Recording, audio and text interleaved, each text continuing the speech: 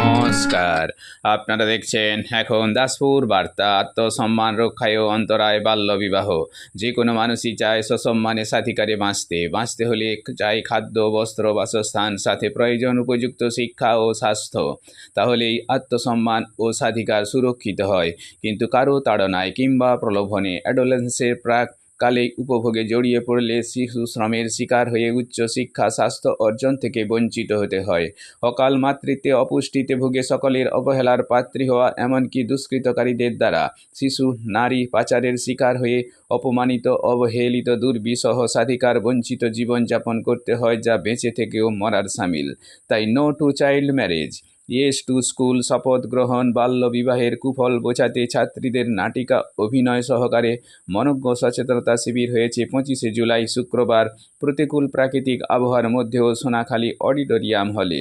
এদিন দাসপুর 2 পঞ্চায়েত সমিতি ও ব্লক প্রশাসনের উদ্যোগে আয়োজিত এই শিবিরে সোনাখালী উচ্চ বিদ্যালয় ও বালিকা বিদ্যালয়ের কন্যাশ্রী ছাত্রীদের সাথে আরও সামিল হয়েছিলেন দাসপুর 2 পঞ্চায়েত সমিতির সভাপতি শিখা দোলের পৌরোহিত্যে স্থানীয় বিধায়ক মমতা ভূঁইয়া, পঞ্চায়েত সমিতির শিক্ষা কর্মাধ্যক্ষ সুভাষ চন্দ্র মণ্ডল, প্রধান শিক্ষিকা মালবিকা পাল, দাসপুর থানার এসআই বিপ্লব দে, পশ্চিম মেদিনীপুর জেলা পরিষদ সদস্যা প্রতিমা দোলই ও ব্লক স্বাস্থ্য কর্মীবৃন্দ সহ আরও অনেকে। সমগ্র শিবিরটি সুচারু সঞ্চালনায় ছিলেন দাসপুর 2 ব্লক উন্নয়ন আধিকারিক প্রবীর কুমার সিট। সোনাখালী থেকে রিপোর্টে Shyamsundar Dolui. Like and follow with subscribe এখন দাসপুর বার্তা। এই দাসপুর বার্তায় যুক্ত হন, আলোর পথে এগিয়ে চলুন।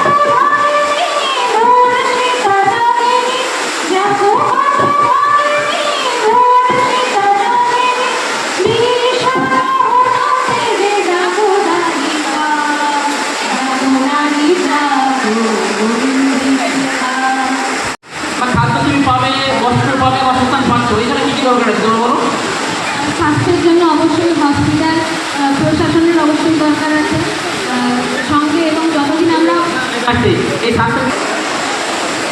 অবশ্যই আমরা যত শিক্ষা গ্রহণ করবো তার জন্য শিক্ষক শিক্ষিকাদের অবশ্যই প্রয়োজন আছে। মানুষগুলো মানে দরকার হচ্ছে শিক্ষা, তাই তো? সেই জন্য আমরা বিদ্যালয়ে ভর্তি হয়েছি আমরা। ওকে, তাহলে আমরা এটা বুঝতে পারলাম যে খাদ্য, বস্ত্র, বাসস্থান দিয়ে আমার স্বাস্থ্যের দিকে ভাবা উচিত, ভাবনা চিন্তা করা উচিত, আমার শিক্ষার কথা ভাবা করা উচিত, এবং বিপদে পড়লে প্রশাসনের সহযোগিতা, তাই তো? ঠিক তো?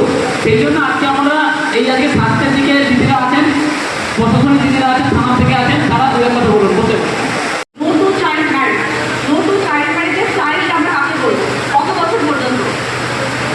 যে কোনো আমরা বলতে পারবো। চাইল্ড মানে কত বছর পর্যন্ত বিয়ে আমরা আঠারোর জন্য এটা করছি? কত? Very bad. 20। যতক্ষণ টিএজ আছে, TWA লেখা আছে, ততক্ষণ পর্যন্ত কিন্তু আমাদের মাথায় ঢুকিয়ে রাখতে হবে আমরা বিয়ে করবো না। কেন করবো না? কারণ আমাদের বডির কোনো পার্ট রেডি নয় নতুন কোনো বডিকে তৈরি করার জন্য। আমি হেলথের দিকটাই খালি বলবো। আর কি আমাদের হচ্ছে ব্রেনের সামনের দিকটা তৈরি থাকে না। 20 আগে দয়া করে বিয়ে করবে না। 20 মানে কিন্তু বর্তমানে বুড়ি নয়। তাহলে তোমরাও কিন্তু চারা গাছের মতো 20 বছর অবধি লাগে করলে সব অন্য বছর ডেভেলপ করবে। তার সঙ্গে আমাদের মস্তিষ্কের কন্ট্রোল তৈরি হয়। তারপরে তোমরা সিদ্ধান্ত নেবে যে কি করবে না করবে। অনেক 20 আগে বিয়ে না করে সেই অনুমতি আমার থাকবে। কারণ যখন আমরা জেলার মিটিংয়ে যাই আমাদেরকে মাথা নিচু করে থাকতে হয়। আমাদের ব্লক টিনের প্রেগনেন্সি রেজাল্টের দিক দিয়ে আমাদের হায়ার রেজাল্ট, যেখানে আমাদের প্রশাসনিক কাজের দিক দিয়ে রেজাল্ট হয়, সেখানে আমরা মাথাটা নিচু করে যাই টিনের প্রেগনেন্সির দিক দিয়ে। বলে তার কিন্তু 2 বছর কারাদণ্ড এবং 1 লক্ষ টাকা জরিমানা। আর যদি বিচারক মনে করেন দুটোই হতে পারে। কিছু হয়েছে তোমরা জানো? ম্যাম শুনেছিলাম আজও বিয়ে এই তো সবে 15 বছর বয়স, ক্লাস 9-এ পড়ে। এত তাড়াতাড়ি কি বিয়ে? দাঁড়া আমি আসছি। হ্যালো মেঘনা, হ্যালো মেঘনা সাহেব, আমাদের স্কুলে ক্লাস 9-এ পড়া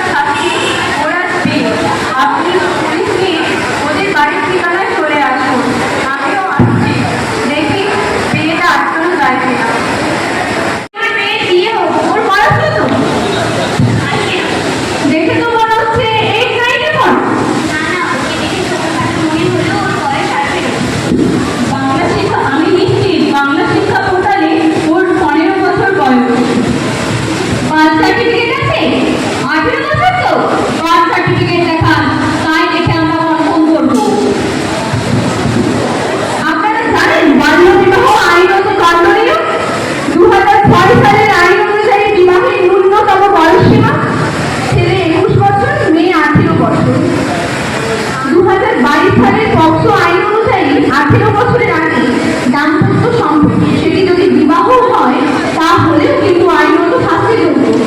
এটার জন্য আপনাদের কি কি শাস্তি হতে পারে জানেন?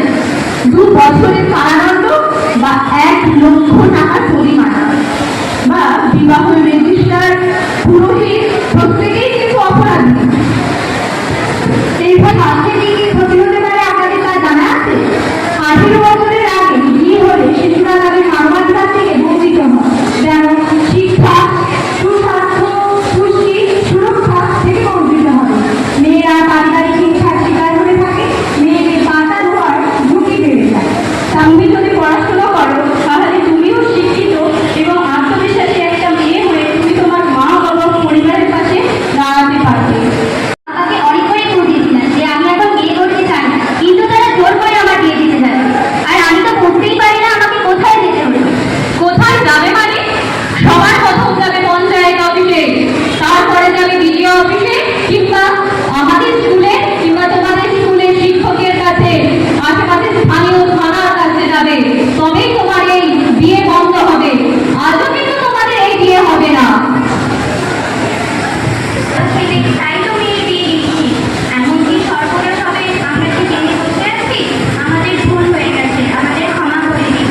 তোমাদের নিরক্ষর ক্ষেত্রে বাল্যবিবাহ একটি বড় বাধা, যা বর্তমানে সামাজিক ব্যাধি রূপ নিয়েছে, যার প্রভাব শুধু পরিবারের নয়, সমাজ তথা দেশের উপরেও এর গভীর প্রভাব পড়ে।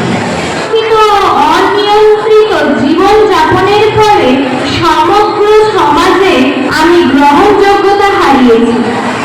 কন্যাশ্রী কন্যা সমাজে বিভিন্ন সিদ্ধান্ত নেওয়ার ক্ষেত্রে আমি অংশগ্রহণ করতে পারি। এছাড়াও খেলাধুলো থেকে শুরু করে সমস্ত সৃজনশীল ক্ষেত্রে আমি সাবলীল। পড়াশোনার মাধ্যমেই একমাত্র কোনো মেয়ে তার আত্মসম্মান জোগাতে পারে, তাকে অন্যদের কাছে নিজের কাছে সম্মানীয় করে তুলতে পারে। এই উদ্দেশ্য, এই লক্ষ্য নিয়ে আমাদের মাননীয় মুখ্যমন্ত্রী যে কন্যাশ্রী প্রকল্প শুরু করেছেন, তার সাফল্য সারা পৃথিবী জুড়ে স্বীকৃতি পেয়েছে। আমি আশা করব আমার বিদ্যালয়ের কন্যাশ্রীরা, পাশাপাশি স্কুলের সমস্ত কন্যাশ্রীরা তার সেই ইচ্ছার মর্যাদা রাখবে, তার সেই লক্ষ্য পূরণ করবে। এই বেশিরভাগই তারা সবাই বলছে দাসশ্রীর মেয়েরা কেন কন্যাশ্রী মেয়েরা বেশিরভাগ অল্প বয়সে বিয়ে করছে।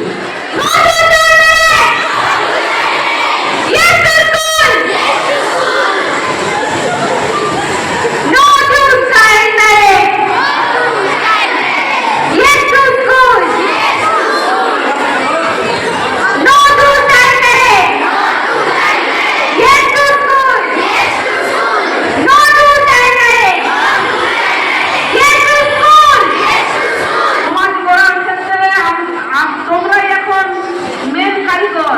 আমি বলবো সবাইকে যে তোমরা যত নিজেরা নিজেদের কাছে ভাববে, তত নিজেরাই আগিয়ে যাবে। সরকারি তো অনেক কিছু আমাদের আছে, মানে সরকারি যে আমরা পাই, শুধু কন্যাশ্রীর জন্যই কেন করতে হবে আমাদেরকে?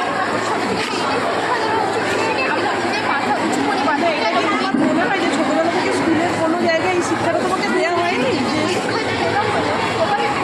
যে গ্রহণ করি?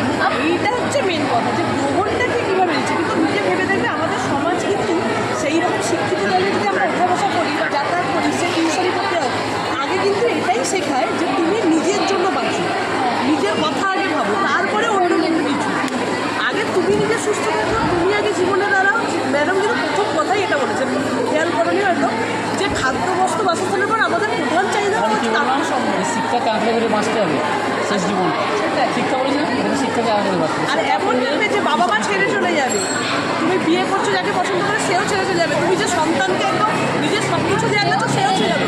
কিন্তু একমাত্র শিক্ষা, শিক্ষা সে যে কোনো শিক্ষা, শুধু পড়াশোনার শিক্ষা না, তুমি যা কিছু শেখানো যাবে, এই শিক্ষাটা কিন্তু তোমার সারা জীবন তোমার কাছে রয়ে যাবে। ওইটা দিয়ে প্রথম শুরু করেছি। ওইটাই হচ্ছে মেন কথা, যে ওই শিক্ষাটুকুই তোমার কাছে থাকবে সারা জীবন। আর ওটাই তোমার মানে স্ত্রীধন বলো বা এমনি বলো, মানব সব কিছুই। অভাবের জন্য স্কুলে আসতে পারতো না, এডুকেশনটা পারতো, তারা নিতে পারতো না। একটা এই যে আমাদের মিড ডে মিল কেন হয়, তার দুটো কারণ। একটা হচ্ছে খালি পেটে শিক্ষা হয় না, খাবার দরকার।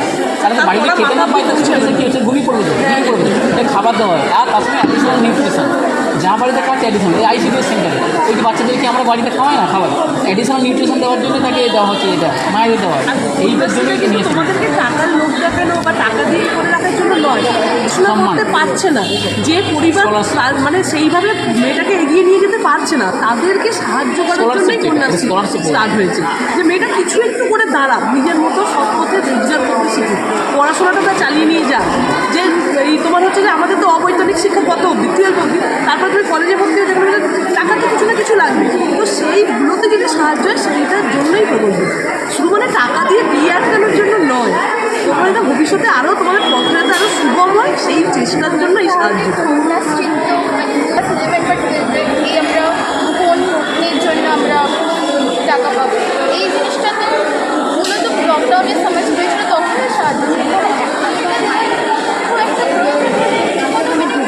এখন সুবিধে হয় না এটা। হ্যাঁ, মানে এটাতে আরও লোক অনেক মধ্যে অ্যাডিক্টেড হয়ে যায়, ছড়িয়ে যায়। অনেক হয়তো ওই ফোনটার জন্য আবার 11-এ ভর্তি হচ্ছে। দেখো প্রতিটা জিনিসেই এবারে ওরা যদি সেটাকে মানে অন্য কাজে ব্যবহার করে সেটা তো ওর ব্যর্থতা বা ওর দুর্বলতা বা ওর হচ্ছে মানে চিন্তাভাবনার খামতি রয়েছে। সরকার দিয়েছে একটা উদ্দেশ্য যদি অনলাইনে পড়াশোনা করতে পারে এনি ম্যাটার পিডিএফ যাতে ডাউনলোড করতে পারে বা পিডিএফ পেতে পারে। এখন তো দেখো ছুটিতে সামার ভ্যাকেশন ছুটিতে এবং সামার ভ্যাকেশন তোমাদের ক্লাসও হয়, স্যার ক্লাস আর স্পেশাল ক্লাস নেই প্রজেক্ট করে, তো সেক্ষেত্রে কী করে তুমি করে তোমার বা মোবাইল কেনার ক্ষমতা নেই, সে সরকার চাই দিচ্ছে। এবারে এক্ষেত্রে কিন্তু অনেক মিসইউজ করছে, সেই জন্যও বোঝাচ্ছি আমরা কী কেস যেটা মিসইউজ করো না। যে ম্যাডাম বলেন এমএলএ ম্যাডাম বললেন না যে এই ছোটো ফোন ব্যবহার করো, ফোনটাকে কম ব্যবহার করো, কম ম্যাডাম ব্যবহার করো। কত বড় এমনি আছে সেখানে তো